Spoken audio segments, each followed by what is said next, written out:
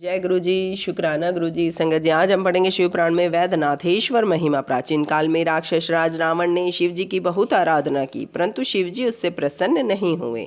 इसके बाद रावण ने एक गहरा गड्ढा खोदकर उसमें अग्नि को स्थापित कर उसके पास ही शिवलिंग स्थापित कर गर्मी में पंचाग्नि तप किया, वर्षा व शीत ऋतु में परवाह न कर घोर तप किया, परंतु उसे सफलता प्राप्त नहीं हुई। इसके बाद वह अपने मस्तकों को काट काट कर अग्नि को अर्पित करने लगा। अंत में जब उसके 10वें मस्तक की बारी आई तो शंकर भगवान उसकी भक्ति से प्रसन्न होकर प्रकट हुए, उसे वरदान दिया और उसके सब मस्तकों को भी जोड़ दिया, उसे पराक्रम की भी प्रदान किया। रावण ने हाथ जोड़कर उनसे प्रार्थना की, हे स्वामी, आप मेरे साथ लंकापुरी में पधारें।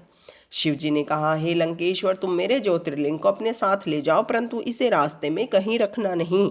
यदि तुमने यह कहीं रख दिया तो वह स्थायी रूप से वहीं पर स्थिर हो जाएगा।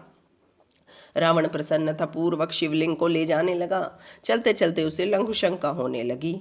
इस पर उसने शिवलिंग को एक ग्वाले को थमा दिया। ग्वाले ने कुछ देर तक तो गोद में शिवलिंग को रखा, परंतु अधिक भारी होने के कारण वह उसे संभाल ना सका और अंत में ग्वाले ने उसे पृथ्वी पर रख दिया। इसके बाद वह ज्योतिर्लिंग वहीं स्थिर हो गया। तब रावण शिव स्तुति करके लंका को चला गया। भगवान शिव जी से वरदान प्राप्त करके रावण सभी लोगों पर विजय प्राप्त करने की इच्छा करने लगा। इस पर देवताओं ने नारद जी को रावण के पास भेजा। रावण को नारद जी ने समझाया कि तुम शिव जी की बातों पर विश्वास मत करो, उनकी कोई भी बात सत्य नहीं होती है। यदि तुम्हें मेरा विश्वास नहीं है तो सबसे पहले वरदान उन पर ही प्रयोग करके देखो। रावण की बुद्धि में नारद जी की यह बात बैठ गई। उसने अपनी शक्ति को आजमाने के लिए अपनी 20 भुजाओं से कैलाश को उठा लिया। भगवान शंकर ने कैलाश को हिलता देख पार्वती से पूछा, देवी, यह कैलाश क्यों हिल रहा है? इस पर पार्वती जी ने व्यंग बाण कसा।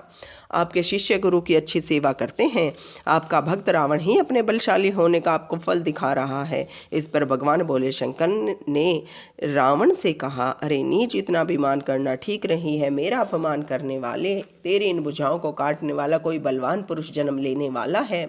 भगवान शंकर के इस श्राप को सुनकर रावण दुखी होने के स्थान पर प्रसन्न हुआ। उसने अपने पराक्रम से देवताओं, दानवों और गंधर्व, यक्ष आदि सभी पर विजय प्राप्त करके उन्हें अपने वश में कर लिया। जय गुरु जी, शुक्राना गुरु जी। ओम नमः शिवाय। शिव जी सदा सहाय। ओम नमः शिवाय। गुरु जी सदा